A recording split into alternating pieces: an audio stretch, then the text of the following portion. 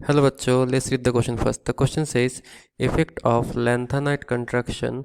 Which of the following pair of elements have nearly same ionic radii? तो यहाँ पे question में पूछा गया है कि लैंथनाइड कंट्रक्शन की वजह से कौन से दो एलिमेंट के ऑलमोस्ट सेम आयनिक रेडियाई है।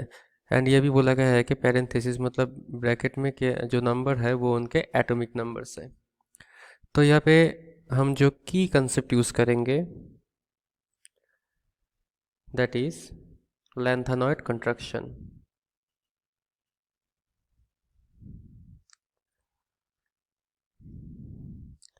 तो अगर हम यहाँ पे देखें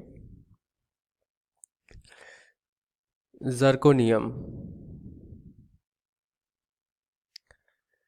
एंड हॉफनियम, तो ये बेसिकली एक ही ग्रुप में है। जर्कोनियम का एटॉमिक नंबर है 40 एंड हॉफनियम का है 72।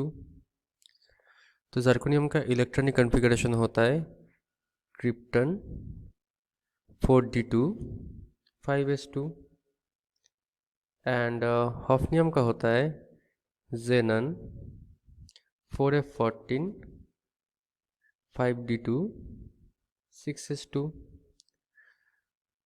तो अगर हम यहाँ पे देखें कि नॉर्मली क्या होता है, मूविंग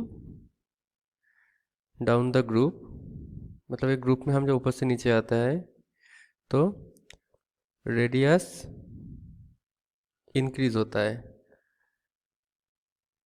लेकिन यहाँ पे अगर हम देखें कि जब हम जर्कोनियम से हॉफनियम में आ रहे हैं तो हमारे पास क्या है, अभी एफ इलेक्ट्रॉन्स आते हैं। जो एफ इलेक्ट्रॉन्स के पोर शील्डिंग है ये, मतलब इनका स्क्रीनिंग इफेक्ट बहुत कम होता है।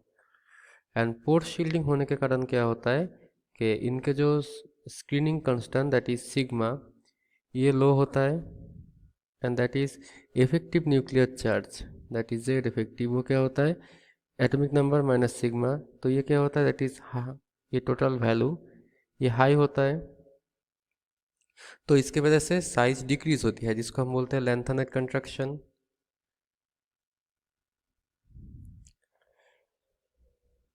तो यहाँ पे दो फैक्टर काम करता है। तो नॉर्मली जो साइज ग्रुप की वजह से इंक्रीज होनी चाहिए, लेकिन लैंथनाइड कंट्रक्शन की वजह से साइज डिक्रीज होता है। तो अल्टीमेटली क्या होता है कि इन दोनों फैक्टर्स को अगर हम सम करें तो that is ionic radii is comparable होता है, मतलब सेम होता है। So that means same ionic radii. तो इसका रीजन होगा लैंथनाइड कंट्रक्शन। तो कौन सा ऑप्शन करेक्ट है, that is a. Hope you understood it well, all the best.